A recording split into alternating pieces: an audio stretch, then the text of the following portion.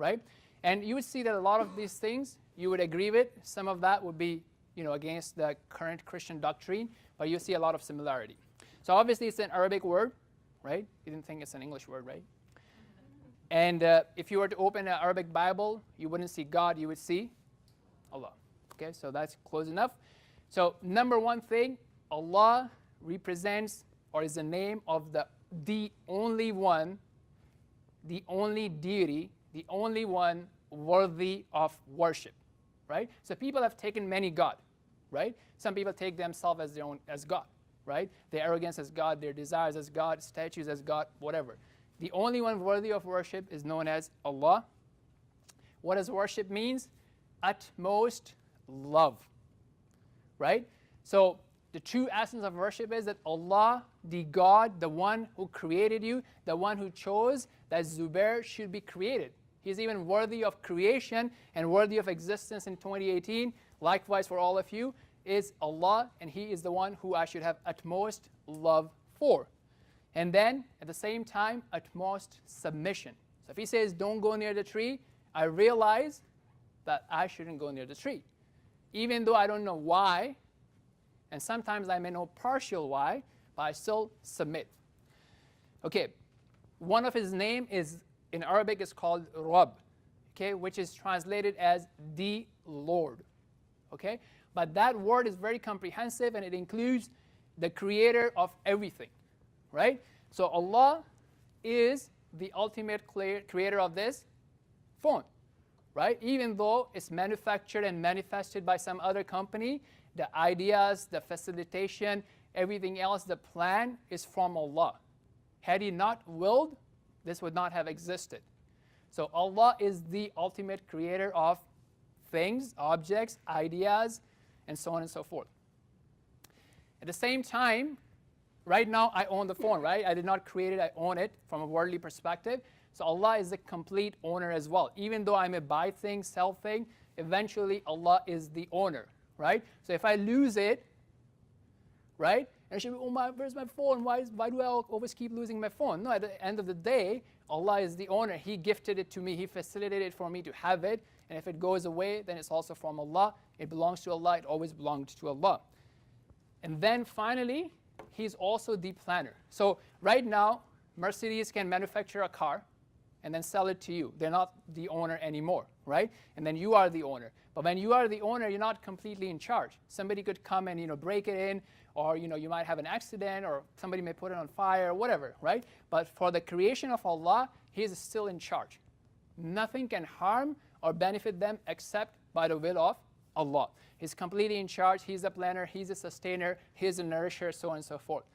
Okay, He is the most merciful, right? There's no one that has more mercy towards us than Allah, right? So if I want my sins to be forgiven, the one I need to go to is Allah, right? None of you can have a more sympathetic heart for me than Allah. I mean, neither my parents. Okay, He's the ever-living. So He has always been there. And His life is perfect and complete, which means He's never unaware. He does not sleep. He does not get tired. He's not dependent on food and nourishment, so on and so forth. If it was, it would not be a complete life, right? Okay. No one can intercede, as I said, right? So no one really owes, Allah does not owe anyone anything. So I have nothing in front of Allah. My parents have nothing. Muhammad, peace be upon him, has nothing.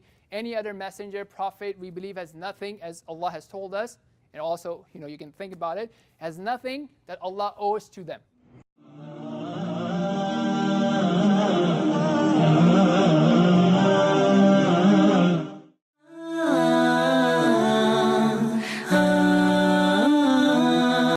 So if Allah does not want to forgive me, if every creation of Allah goes to Allah, say, forgive Zubair, and Allah doesn't want to forgive me, that means I don't deserve to be forgiven, right? Because who is the most wise? Who is the most merciful?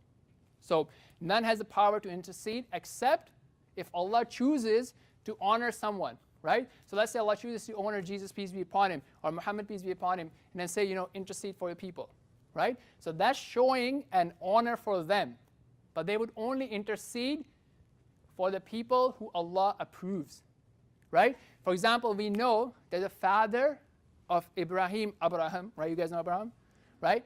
He is not going to paradise, right? And Abraham cannot intercede for him, right? Nor is he worthy of to be interceded, right? So that's something to be very important, to realize the power of Allah as well as the mercy and justice of Allah. Okay, and he has complete knowledge. So I can't surprise Allah, right? So Satan did not surprise Allah by disobeying him, right? From the completeness and perfection of the knowledge of Allah is no one can surprise him. And then all these things and everything else is unique and exclusive to Allah. There's no one like him. So if I'm talking about complete knowledge, complete hearing, all that is exclusive to Allah. It does not belong to Muhammad, peace be upon him, nor any other men, or Satan, or jinn, or anybody else. Continuing on, he is the most powerful, right? So nothing, one second.